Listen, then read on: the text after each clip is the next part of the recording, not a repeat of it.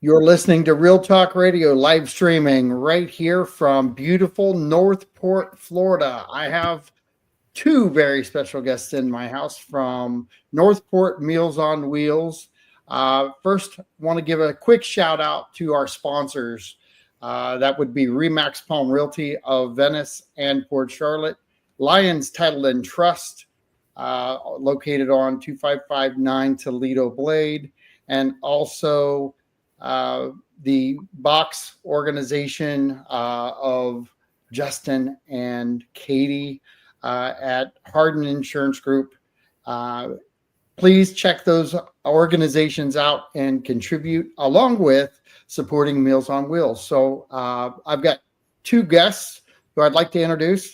Ken Strosnider, a good friend of mine, and an amazing person next to him, which is Jill Luke. How are you guys doing? Great. How about you? Not too bad. So you've been busy? What's that?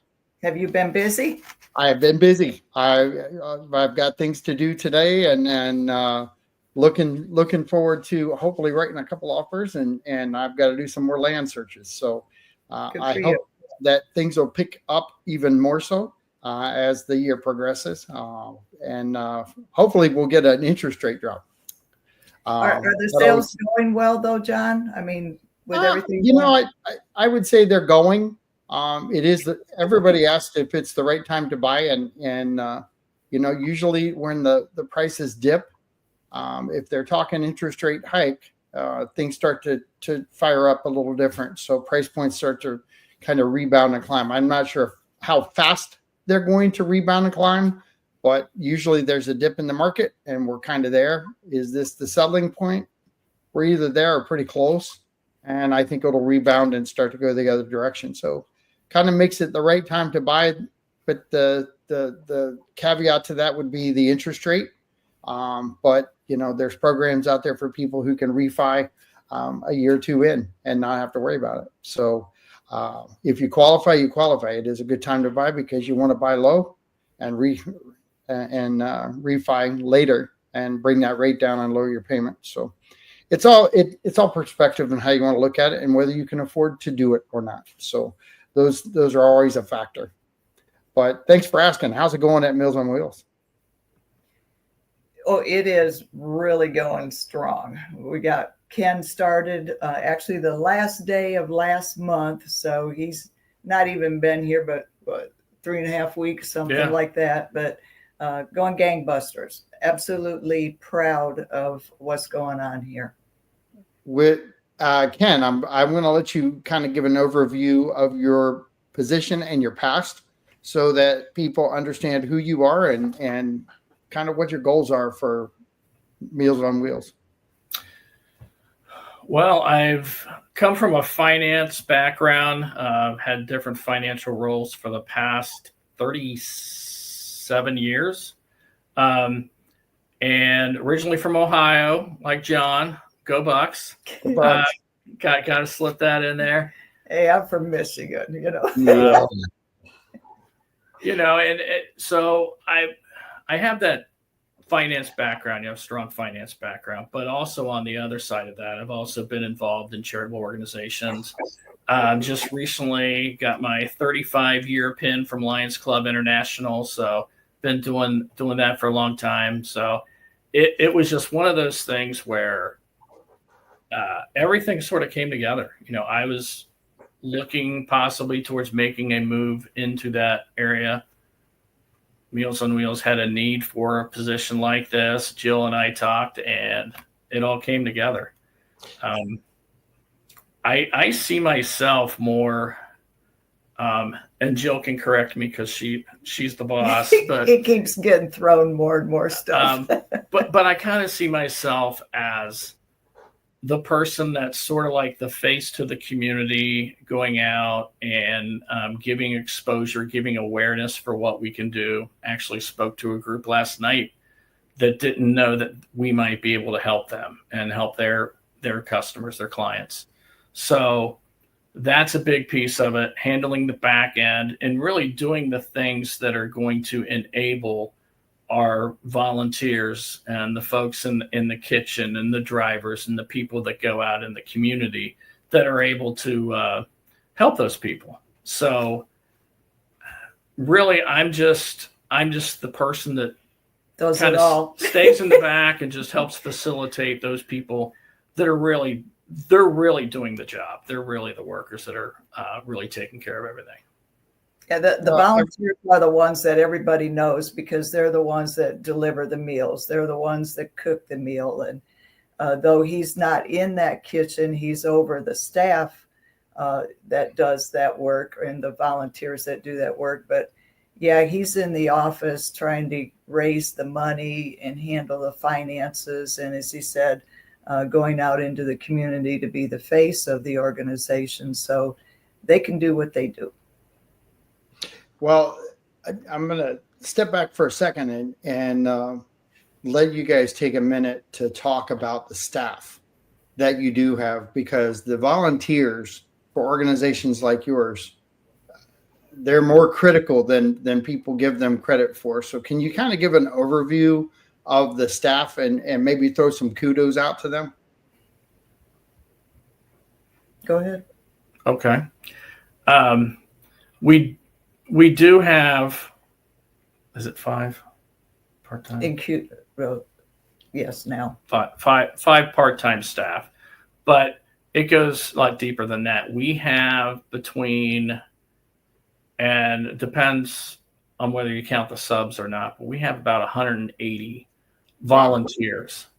And those people are critical because, I mean, the cooks are coming in at 6 o'clock in the morning to help prep and cook those meals and get them ready.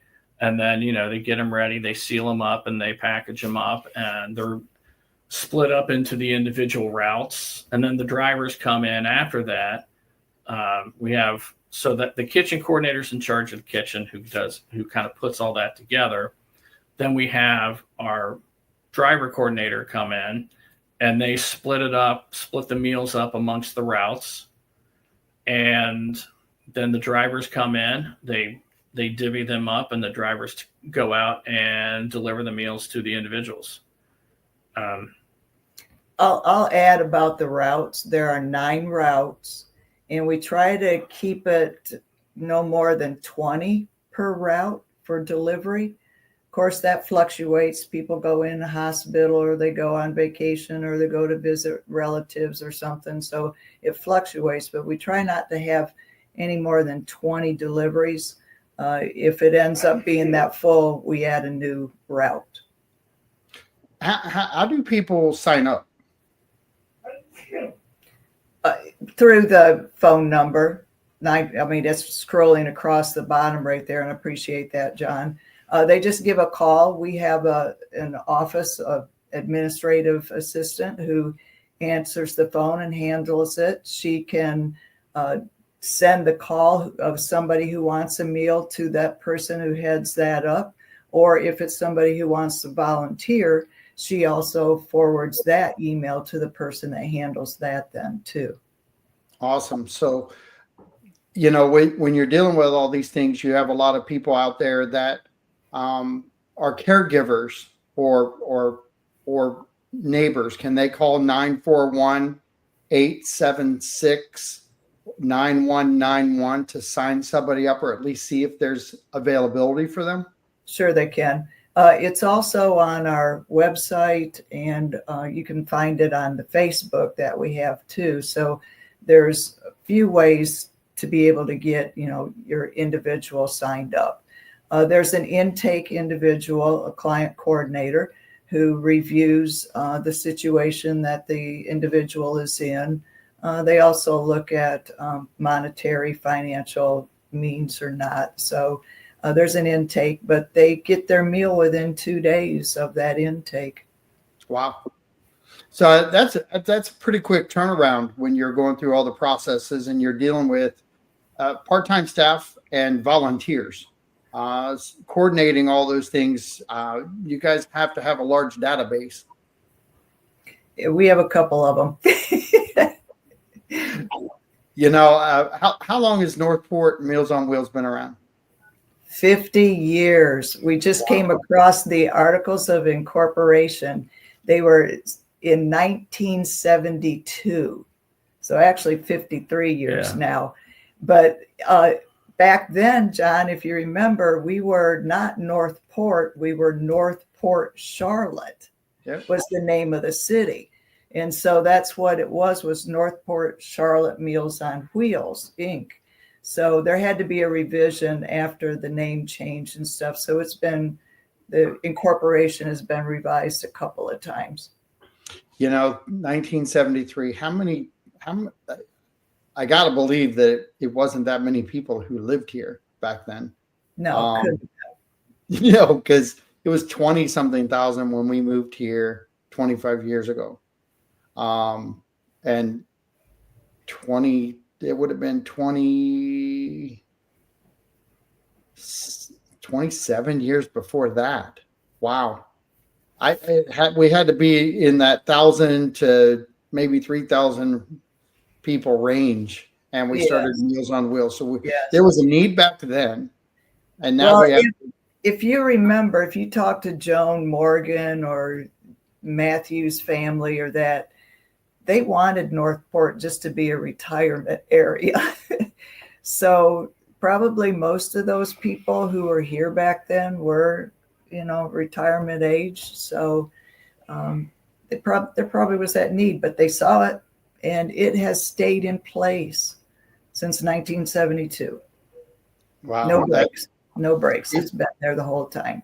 That the whole thing is amazing when you start looking at the history of how small our community was then, had support then, got it going, and we're at 97,000 strong. If everybody just gave $1 a day or $1 a year, $97,000 would come in. $1. Imagine that. Would that make a difference in your organization? That would make a huge difference. Any money we get coming in certainly helps us. Helps us with our mission of trying to, provide meals for the people that need it within the community. We get grants. I mean, that's part of what Ken does too, is work toward grants, but you still have to have that fundraising and that donation. It doesn't work with just the grants. So that $1 a person, would love it. Gosh, I kind of broke that down and really never thought about it that way before. I never really said just $1 from each person. You have 5 people in your household. It's a $5 bill once a year, and you're contributing to feeding really needy at home, because these meals you're not focused on homeless feeding, correct? No, nor is it necessarily for the poor. Well, what Meals on Wheels does is deliver a nutritious meal to people who can't really do it themselves, prepare the meal themselves. They can't stand up. They're in a wheelchair. They've just gotten out of the hospital. They have dementia. I mean, you name it. The gamut is huge. They just can't stand that long at the kitchen. They can't see very well to be able to follow a recipe or that, or they just don't have the wherewithal to make a nutritious meal. I mean, some of them just want to make some toast, so this aids them to be able to have that nutritious meal and stay healthy and be able to stay at home instead of going into a nursing home. Well, and so there's a factor in there. Ken and I were talking yesterday, and can you talk a little bit about like the wellness side of things for the recipient of the meal, and how you guys handled like a wellness check at the same time? Yeah, we that is really a big piece of it. We have some people that they appreciate the meals, but what they appreciate even more is having that social interaction every single day with someone, because some of the folks that we interact with, it may be the only person they see that day or even that week. So it is very important to do that. We've also had incidences just since I've come on. We had an individual that we had a driver that showed up at one of the client's houses and noticed the meal from the day before was still in the cooler. So kind of went over to the window to kind of check and see, make sure everything was okay, and saw this person laying on the floor, obviously in distress. So called 911 and their emergency contact. EMTs got there within a few minutes and was able to transport the individual to the hospital and give them the critical care that they needed. EMTs followed up later and said that if the driver did not take those steps, that they probably wouldn't be with us today. So we do provide a service beyond just the meals. Another little tidbit to that is that individual was receiving meals every other day. So she said she'd been on the floor for 2 days. Wow. You know, when you like, that's a real story. That's something that really happened. And that's not the only time that ever happened, I'm sure. You know, Jill, you know, Carrie's a nurse and I've got 27 years medical. So all of that being thrown in there, we've been part of the home health side of things. And while home health is one aspect of it, Meals on Wheels actually sometimes works in conjunction with. And we get our clients signed up for Meals on Wheels, and that gives that every other day type care or check-in, one with home health and the other side of it with the Meals on Wheels person dropping a meal off. At least seeing that person or interacting with that person for a couple minutes, it's vital on both aspects. And they're both different services, and you qualify differently for them. But the qualification for Meals on Wheels, can you highlight that on what it takes to qualify for a meal delivery? It's need based, and the need, it's not financial. The need is, like Jill stated earlier, it's just a person that is in need of a meal and cannot prepare it themselves, doesn't have somebody living with it that can prepare it for them. So on a regular, reliable basis. So it's for the individuals in the community that really can't do it themselves. And that's what it's based off of. And that, you know, I've been around it a lot. Jill has kept us as citizens informed along the way. How long has it been since you've been involved in Meals on Wheels, Jill? Actually, a couple of years, but even when I was in office, I was close touching it because of going into the kitchen, and I knew all the people who got it over into the kitchen and tried to help them and work with them while I was in office. But to definitely be on the board and stuff, it's two, 3 years. Yeah. And really connected. You've been connected to a lot of people who were connected to it, because that, and I have to say this kind of out loud, that volunteer group that is surrounding our city, they're interconnected a lot. They sure are. Sure. Can you talk? Go ahead. We got some of those volunteers. Gloria has been with this Northport Meals on Wheels, even though she lives down in Port Charlotte area, for 16 years. I mean, 16 years she has been faithful coming in, and she's held about every position that there is in that kitchen. And she's on the board of directors, actually vice chair right now. Wonderful, delightful woman, has trained people. But yeah, we've got people who've been here serving the clients of our community, those in need, for years. They love it. You know, looking at your website too, I just pulling that up and looking on the screen. You've got menus, you've got all kinds of things up there that people can review, and like the support tab. You can donate, volunteer.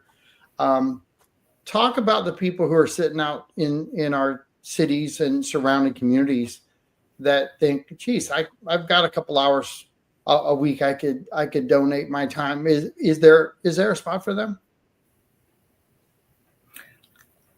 Yes. Right. Because the way the kitchen staff works is they have a kitchen crew for each day. So if we had somebody that wanted to help out in the kitchen, say on Wednesday mornings, there's always a need for someone in there.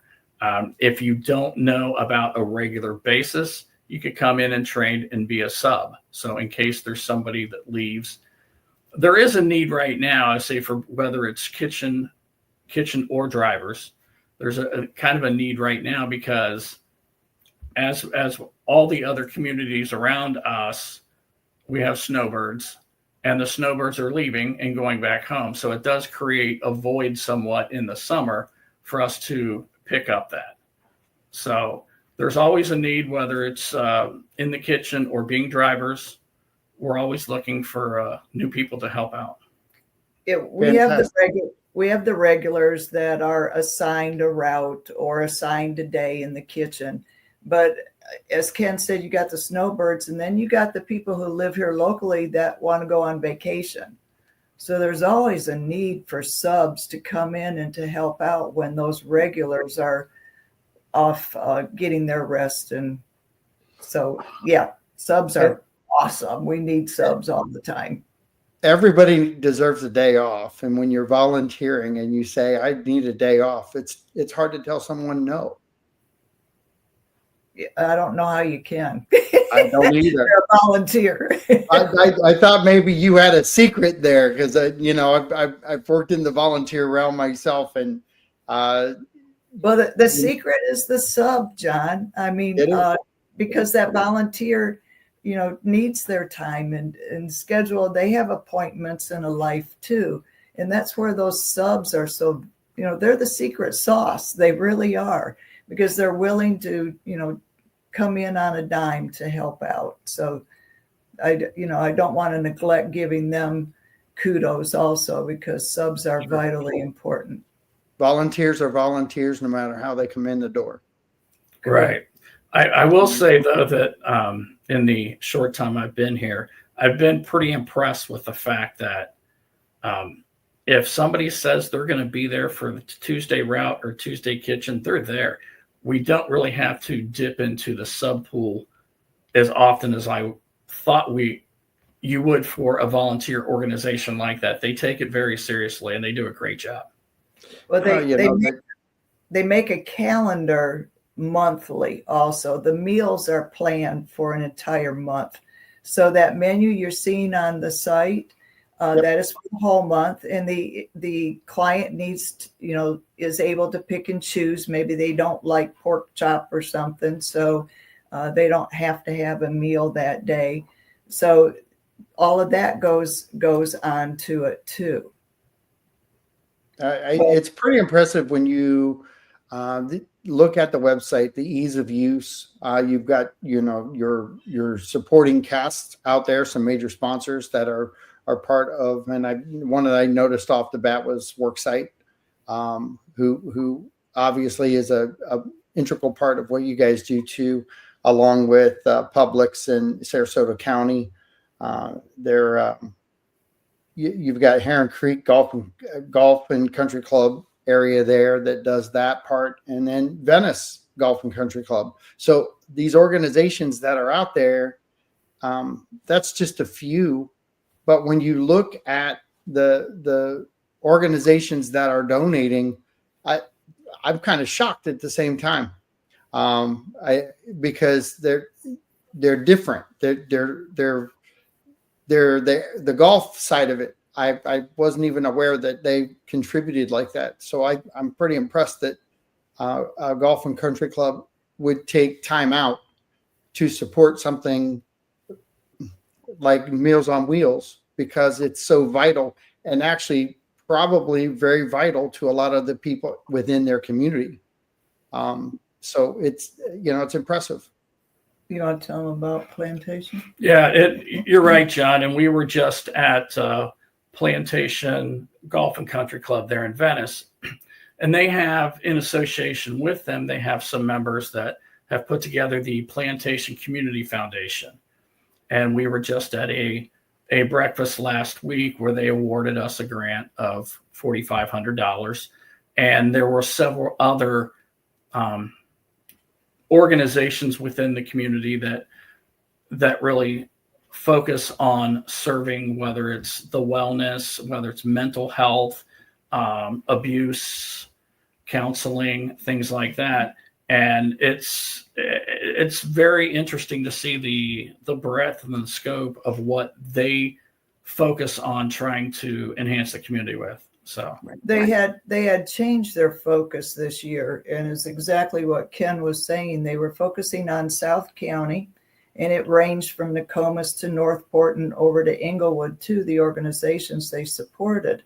But it wasn't any longer the arts and culture and stuff like that. They wanted to focus on the need of food, wellness, and things like that. So those were the organizations that received the grants. But Gulf Coast did that a couple of years ago when we were going through COVID. They changed their focus, to that physical aspect of health for people.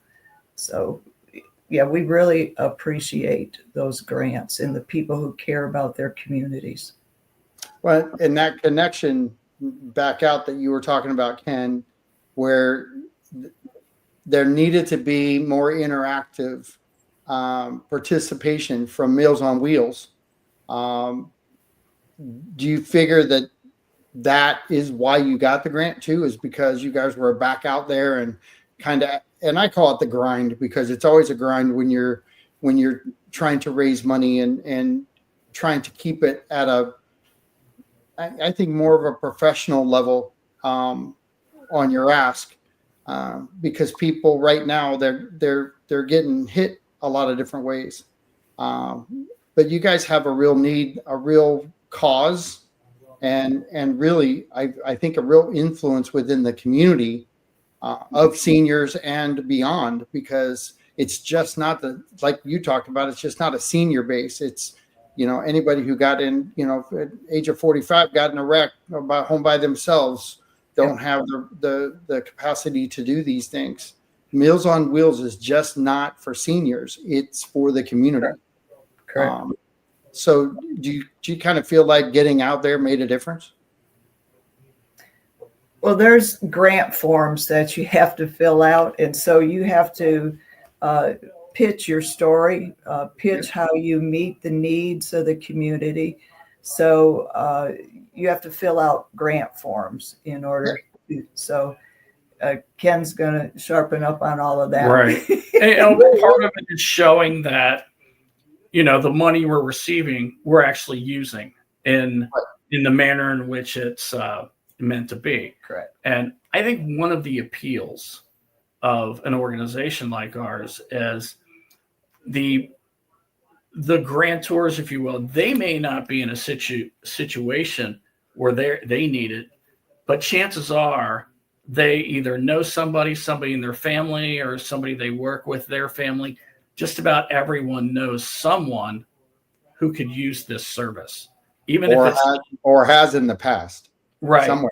Even if it's not within Northport, they know it's somewhere, and it's more of a human thing. They can connect to it. They can feel it, and it makes them feel better about giving in that situation. Can I feed off of that, John? Because going back to that $1 per person donation thing that you were talking about, Fundraiser, and you'll see it on the website, Fundraiser will take the donation that somebody gives and will double it, and will give that to us. And it's done through their website, or their link on our website.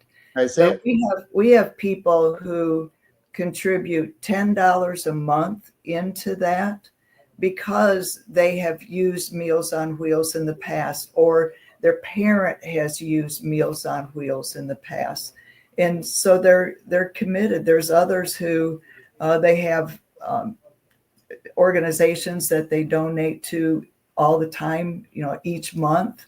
I know one's coming to mind that's $100 every month. Well, it's done through Flanzer, it becomes $200. Makes a difference. Yeah. So the connection of, all the time we go out to any event and people come by, oh, my mom had that, or you helped my dad. And it's just so cool because there's the huge network and of everybody who's been connected to Meals on Wheels. What is the Gold Transparency 2024? What is that? That's on your website. I just saw it. Go Transparency. Gold. It says Gold Transparency 2024. You stumped me on that. Ah, well, I was just looking at it. It's down at the bottom of the page on the donate side, and it's in gold. It's a gold box, and it says Gold Transparency 2024, Candid, CANDID. I believe if I'm pulling this back, because there are a lot of sites that you're able to donate through, and that's probably one of those sites, and it's on that website. It is. It actually provides your EIN number and all that stuff. Yeah. So that's what that is. This was back when Scott Hendrick was president. Yes. So that it's interesting because it popped up there, but it gives the mission and gives everything there. Did it lead you over to their site? It did. Yeah. And it provided the information back to you guys, but correct. Interesting on the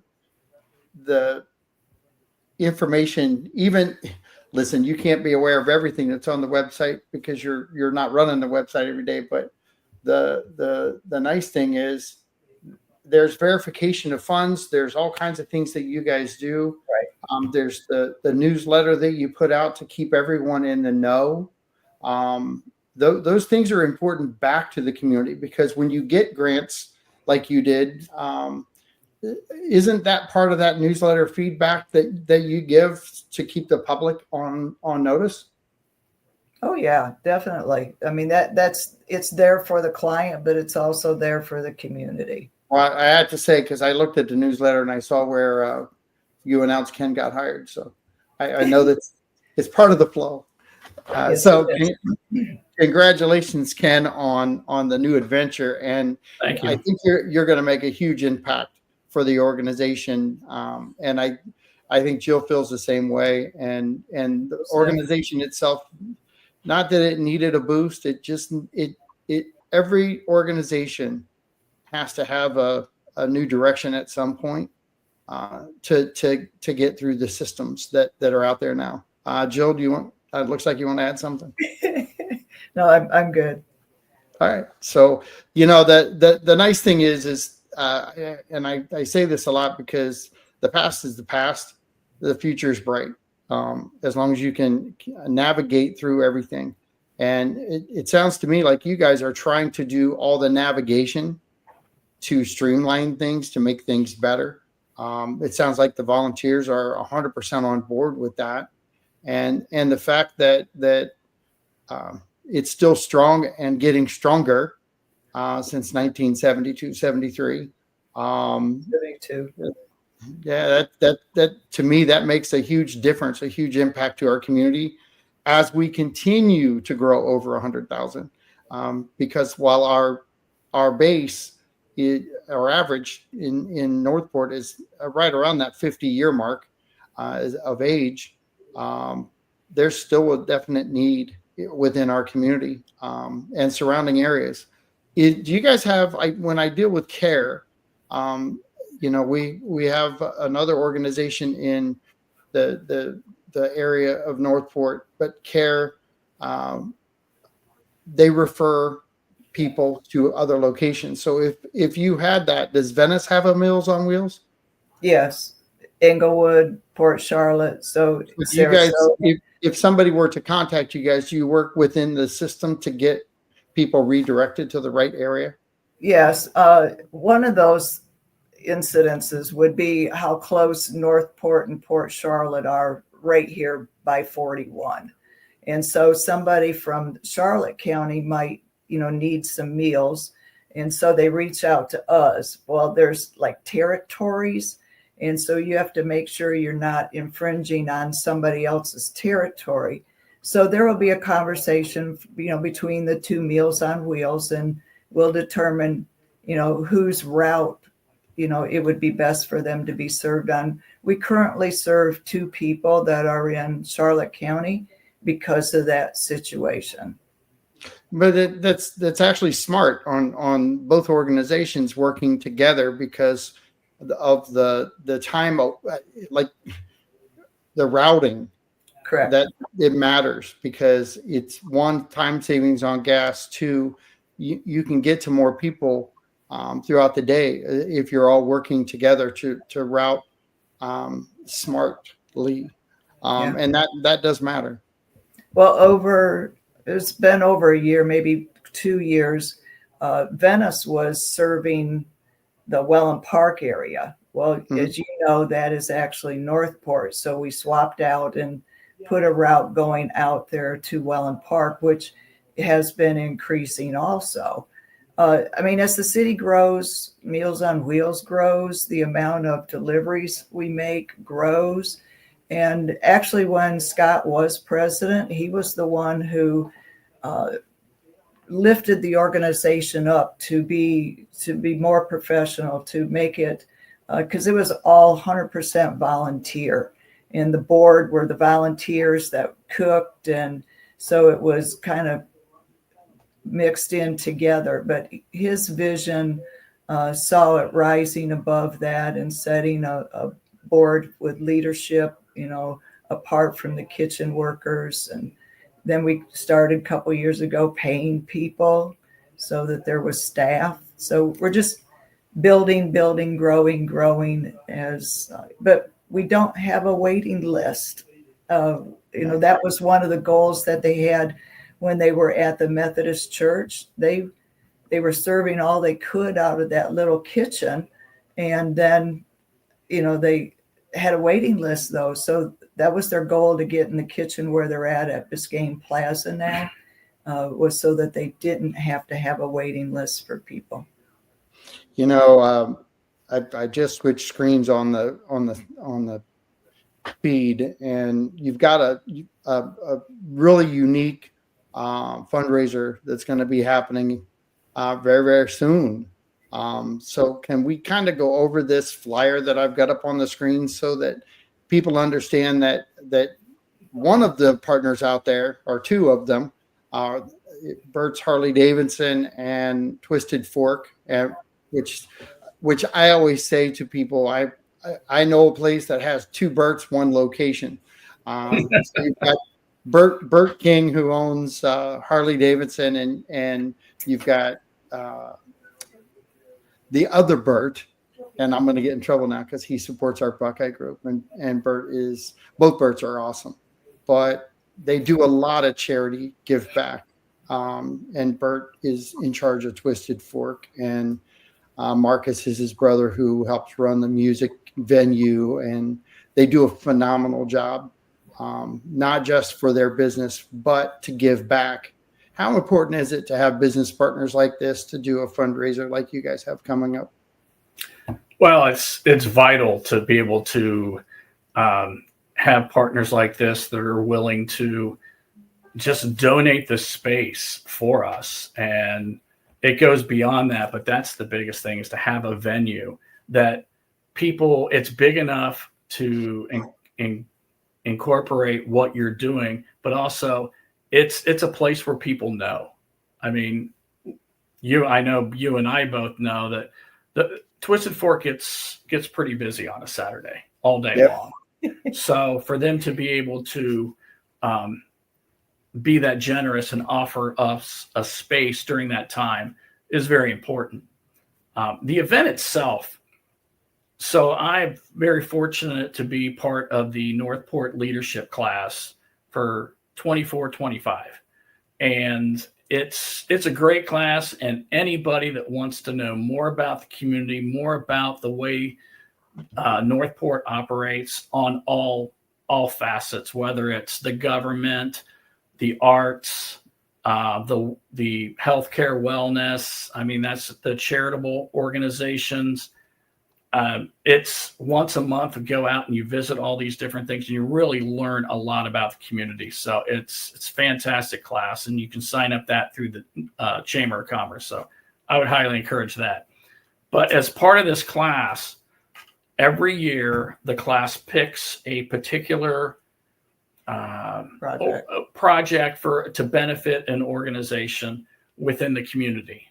And this, full disclosure, the decision to support Northport Meals on Wheels came before I joined Northport Meals on Wheels. So the class came together and decided they wanted to make an impact with Northport Meals on Wheels and see what they could do for them.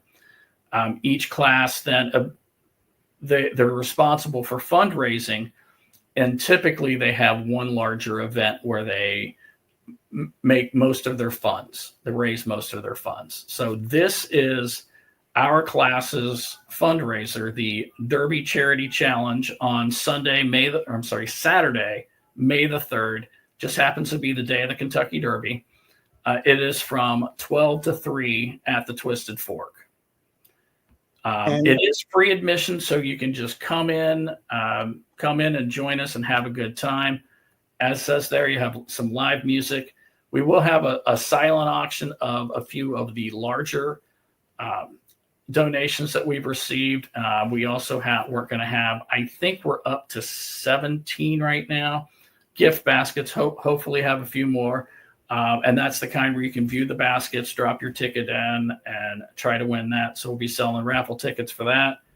We'll have a 50-50 raffle, split the pot there. And then the most fun one that I think is the drink of the day is going to be a mint julep in honor of the Kentucky Derby. So $10 for the drink, and Bert is giving the Northport leadership class $5 from every drink. So, awesome.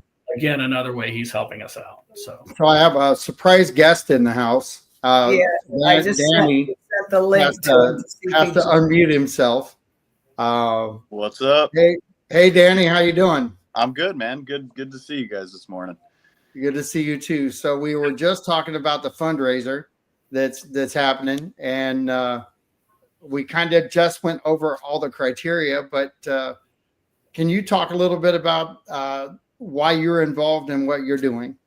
Yeah, for sure. So basically, I'm sure Ken and Jill already kind of touched on it, but basically, Northport leadership every year is tasked with picking some sort of project that benefits the community. And we toured a number of nonprofits, companies, organizations, foundations, etc., to kind of find what we wanted to do. And I think once we stumbled upon Northport Meals on Wheels and all the great they were doing, it's just kind of the decision was made.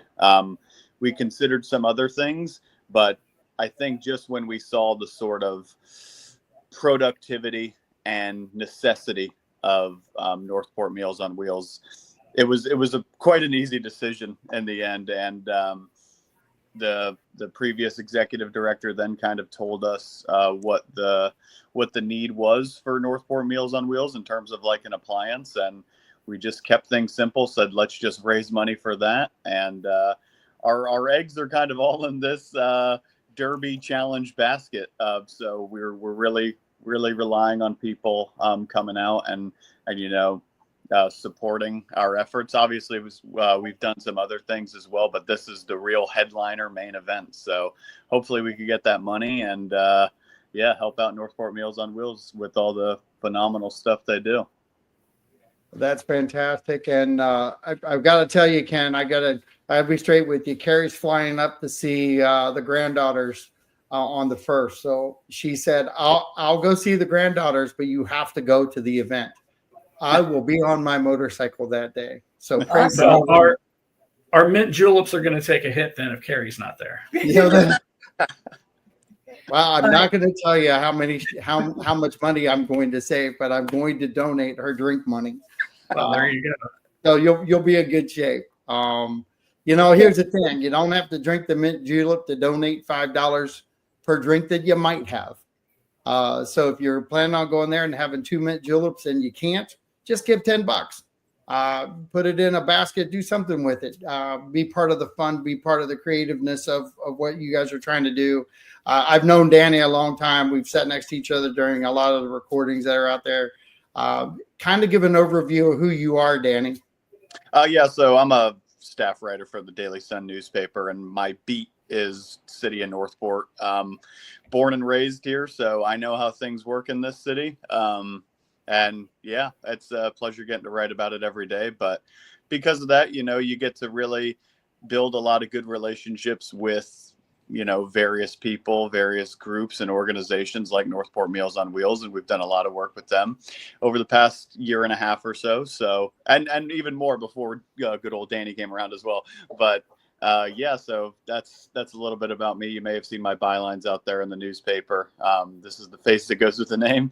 And if you have, we appreciate your subscription of the Sun. It's tough out there for newspapers these days, but this community is very supportive and receptive of us, and helps keep me in a job and helps keep the lights on at the paper. So listen, not just newspaper throwing anymore. It's online, so people can get it online. Yes, and get yourstuff.com. Yes. Yep. So it's a good thing to keep yourselves in the know. And the truth is, the more that you read, the sharper the mind stays. So a lot of the older generations still like to. When I talk to them, they're like, I want my newspaper. That's their go-to. It's a hands-on type thing. It's using the mind and in letting things kind of expand there. I'm on a couple of the newspaper with a lot of people with the mental health side of being at home all the time. Because if they didn't have their newspaper, they may not have contact at all with the outside. Which is tough. So I think the relationship with leadership is great for you, Danny. Congratulations on that. Love it. Because you're always connected to the community and to a lot of the organizations out there, but connecting as an organization with the leadership with Meals on Wheels, I think was tremendous too, because both are very commendable to go through processes, whether it be volunteering at Meals on Wheels or taking the leadership course and expanding your mind on what Northport is and how it operates is, I think, huge for our community. So kudos to you. Well, thanks. I think it's so valuable to really kind of shine a light on not only all the good that Leadership Northport is doing for one, because let's have it right, Leadership Northport does great stuff every single year, but also all the good that our plethora of nonprofits in the city of Northport do. It's not just Northport Meals on Wheels. Let's have it right. Like I was just at a Backpack Angels event with actually Jill Luke yesterday, and it was amazing. We have such a fantastic community here who will quite literally give you the shirt off their back, the toothpaste out of their drawer, and we're very lucky to have this community. So we are. Well, we're fortunate. Just in the time I've been here, we're fortunate. Actually, Dan has given us great exposure through the Sun, and that's another thing. Shameless plug for them. You can get your news, local news, world news, and you can get all that from just about anywhere, whether it's online, in a paper, whatever. But if you're going to lose touch with what's going on in your community and what's going on locally and the things that really affect your everyday life, you're going to lose that if we lose things like the local newspaper, like the Sun. So it's very important to the community to have that kind of outlet. I get it online, and I'll be honest, I grab my phone and I read it before I even get out of the bed. Me too. But I do like the people who get the hard copy, because I like to save clippings of the newspaper. I'm the old time where you have the clippers. I love doing that. But Dan went out on a ride with Meals on Wheels drivers. That report was so awesome. The detail that he gave, the emotion that went into it, just tremendous article. Thank you for all you do for all of the nonprofits, Daniel. Man, I'm happy I jumped on here. I just get to get praised for like 15. Hey, can you tell them what appliance you guys are going to be supplying? For sure. Maybe actually. Because I kind of talked a little bit about like why exactly we picked Northport Meals on Wheels. But maybe I could, not to just sort of defer responsibility or anything, but maybe I could allow the executive director, the new shiny executive director, Ken, to kind of talk about what exactly that need was. And he just recently kind of let the class know that maybe we're going to take a little bit of a very, very minor pivot just to ensure we get the right appliance that Northport Meals on Wheels wants. So maybe I could actually pass that ball, so to speak, to Mr. Ken, if that's okay. All right. Yeah, given the operation, once you get in there and see it's pretty impressive the way the operation works. But the biggest need right now is it's for a freezer that is, let's just say, not working at optimal. It's not working the best, or we have to do a little work to it. In addition to that, even having maybe a second freezer that they could use, because John, it's just like you said that the need is growing. I mean, Northport's one of the fastest growing communities, not just in the state of Florida, but in the nation. And as the community grows, the need's going to grow. And as the need grows, we're going to have to be able to step up and provide what we can. So these appliances are going to be greatly, greatly appreciated and definitely needed for us to be able to serve the community. We knew one was limping. I mean, we get the alerts on our equipment. But yesterday we had a meeting with our kitchen coordinator and definitely see the need for a second one. So if everybody wants to come out to that party,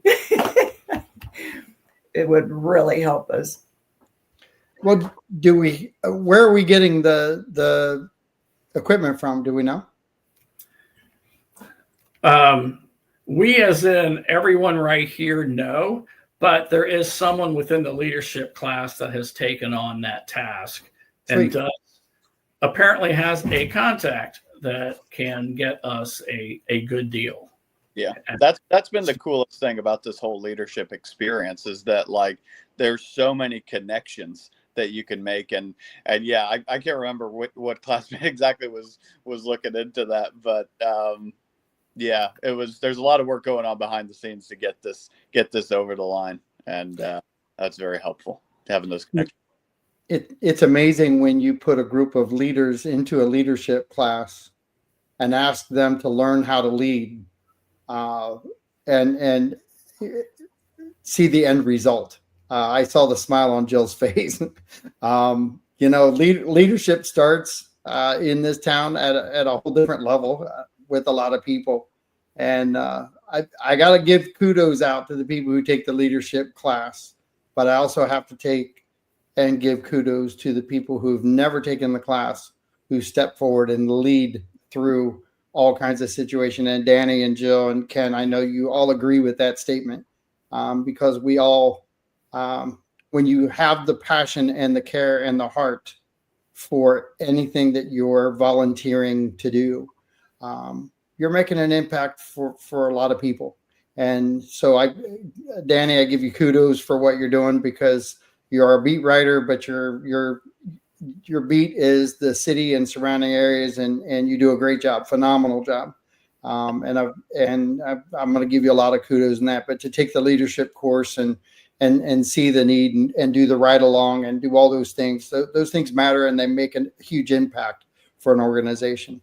Jill, I don't have to say anything to you, because kudos are just all around you across the board. But Ken, you've been part of my group for several years now with the Buckeyes, and we actually do a lot of give back and paying it forward, and we watch football and we give. So it's amazing when you think of it in the respect that no matter what level you're at, as long as you're paying it forward and giving it forward, you make an impact in your community. So I appreciate each one of you being on. We're running down at the end of the time of 55 minutes. And the only thing I have to say is, Ken, did that 55 minutes go faster than you thought? It did. It did. And Jill, as always, thank you so much for being part of the live stream. As always, much love to you, and be safe out there. To you. And Thank you. Danny, thanks for joining in and being an integral part of our city. Oh, absolutely. Glad I could pop in for a couple minutes. Thank you, guys. Awesome. This is John Rawlings saying support Meals on Wheels, Saturday, May 3rd from 12 to 3 o'clock. Come out and participate. If you can't, call me. I'll drive by your house and pick up the money and donate it for you. Whether it's a check, money order, or cash, I'll bring it to them. Anything you can do to help them, please do. Thank you so much for being part, and we'll talk to you soon. Bye-bye now. Thank you, John. Thanks, John. You're welcome.